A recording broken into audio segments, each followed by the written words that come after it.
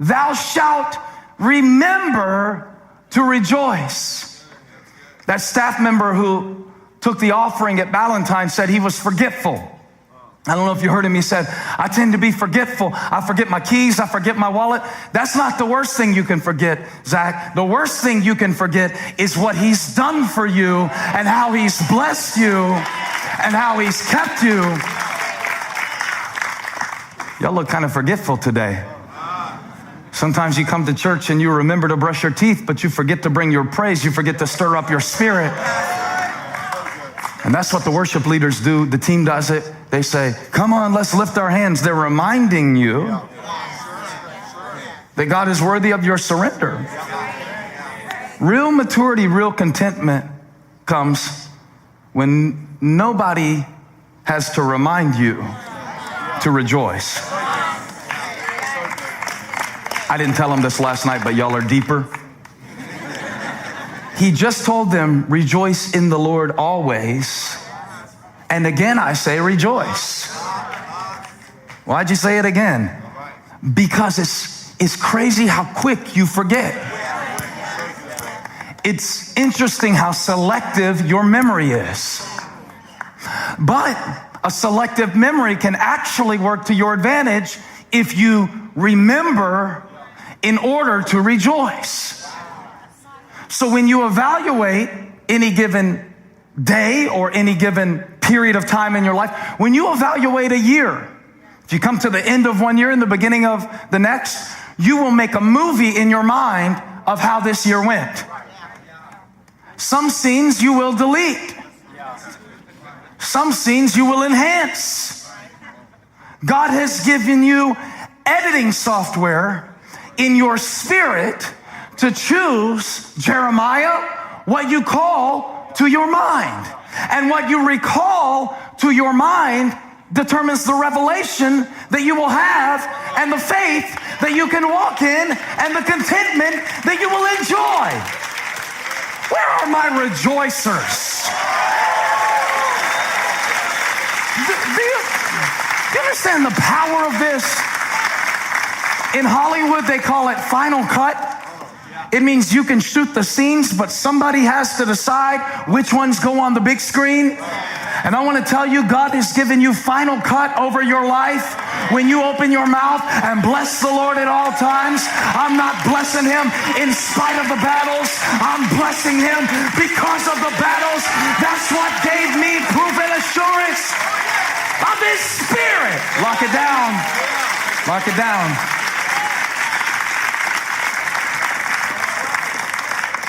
Oh yeah, Paul said, thanks for the gift. Almost forgot. Thanks for the gift. Now I want you to watch, because Paul is awesome at theology, but he is terrible at thank you notes. His mom raised him right in a lot of ways. You know, tribe of Benjamin, Pharisee of Pharisees, sent him off to study with Gamaliel, all that. But the boy, he needs some help on this thank you note. Now, let's just, I mean, he's a human, right? He's not Jesus Christ. And I know it's the Bible, but come on, Paul, listen to this. How would you like to receive this thank you note? I rejoice greatly in the Lord that at last you sent me a little something. No, it's cool, it's cool, it's cool. I mean, I know. Watch this. He said, indeed, you were concerned, but you had no opportunity to show it. See what he did? There was a period of silence where the people who should have been helping Paul weren't helping Paul. And he could have interpreted that in one of two ways. They don't care about me. Nobody cares about me. Nobody is there for me. And I loaned them money. And now I need some money. You know these little things you tell yourself. The interpretation, the assumption. How do you interpret silence? How do you interpret the times? Here's the key to contentment. It's the second key. You've got to refuse to resent. I don't know whether Paul was in prison in Caesarea or whether he was in prison in Rome, but I can tell you what prison he refused to live in, the prison of resentment. And there is no prison like the prison of resentment. There are no windows, only bars. When you lock yourself into your situation, I'm looking at some of you right now, and I know enough about you to know that you could have resented your situation. That's the good thing about being the pastor of the church and not some little guest speaker. Yeah, I know what some of you could interpret your situation to mean.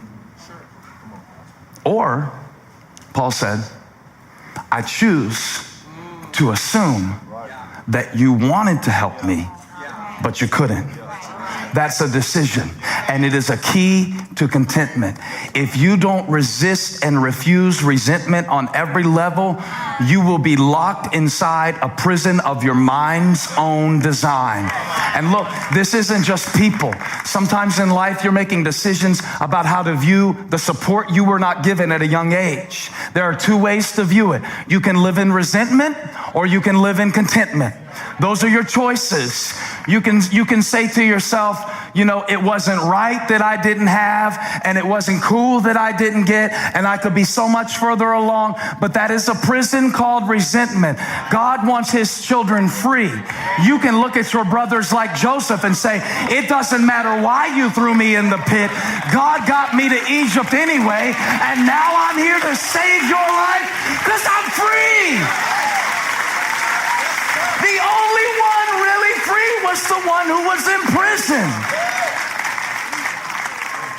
He sent me to proclaim freedom to the captives. That's what Jesus said. What does that mean? I will not live another day in my life resenting what they did, what they said, what they didn't do, who I'm not, what I can't be. It's over. I refuse to live in resentment when Christ died to set me free. I'm done with this prison. Okay? Thou shalt, what's the first one? Thou shalt remember to rejoice, refuse to resent, and you're going to love this one. Thou shalt appreciate all seasons. A little technical nuance. When he says you renewed your concern for me, it doesn't give the image that is behind the language. The Koine Greek is an expression here that says you caused your concern to bloom or blossom again. Wow.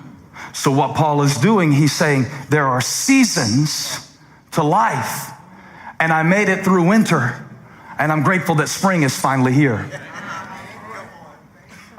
Do you see how important this is to discern the seasons of your life if you are going to live in a state of contentment? I had to learn this early as a pastor because there are certain seasons that Jesus could preach and attendance would be down in church. Church attendance is seasonal. Well, the first year I didn't know that.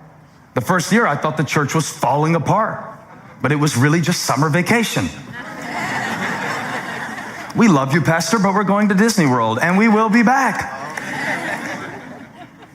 It'll come back around. This is what Paul learned, but you have to live through enough seasons, especially some losing seasons. In sports, they call it a rebuilding year. It's code for we suck right now, but we're trying to do something about it.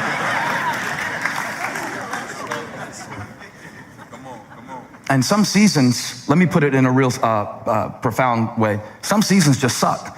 When you know it's just a season, when you know that, yes, right now, the nights are long and the days are short. Right now, I'm lonely and I feel barren, but touch somebody, say, it's just a season. It's just a season. It's just a season. Now, the worst thing you can do is to get stuck in a season in your mind that God is trying to bring you out of in your life. So Paul says it was a long winter. Perhaps Paul wondered, do they care about me? Do they remember what I did for them? Do they have any loyalty whatsoever?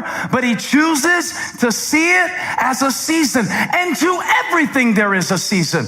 A time to be born, a time to die. A time to live, a time to plant, a time to uproot, a time to destroy.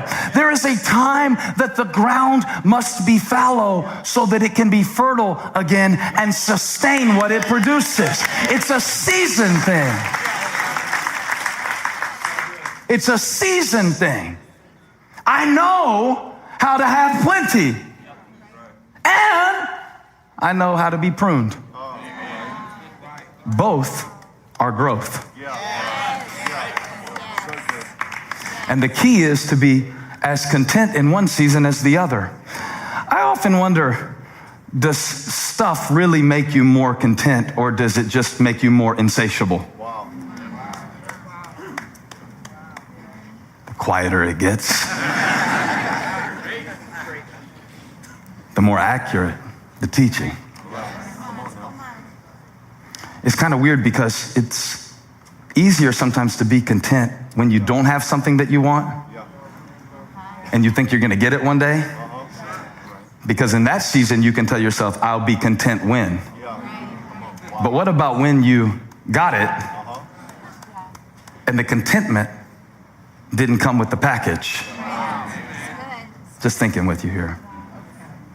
I think the key is you've got to, if you're going to survive the seasons of winter while waiting on spring to come and live in contentment, I think you got to keep, here's number 4, thou shalt keep a secret stash.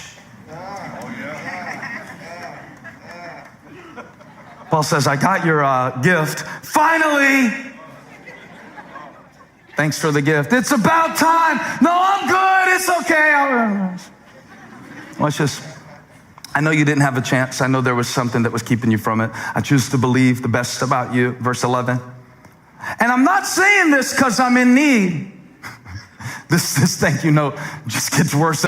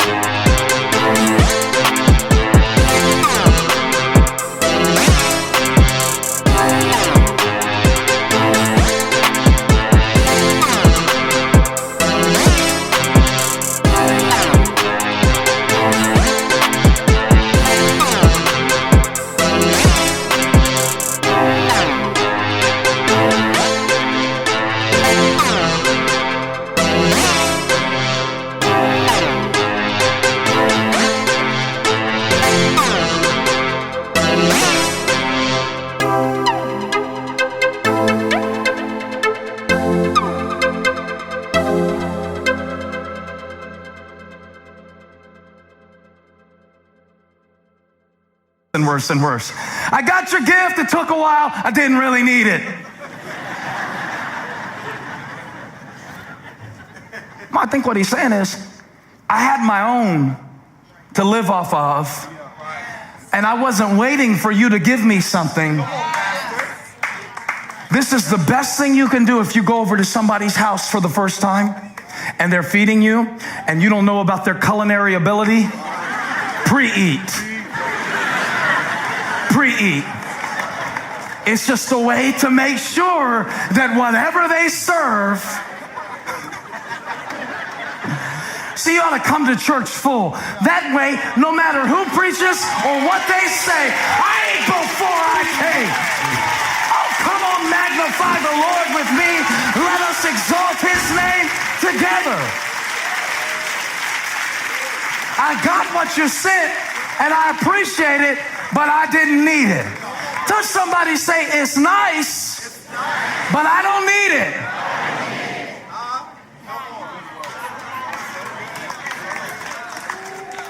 It's nice to be appreciated, but I don't need to be appreciated to serve God. I got my own stuff. I get high on my own supply. Help me, somebody that hadn't been in church 53 years. Got a secret stash. I got some scriptures I can preach to myself.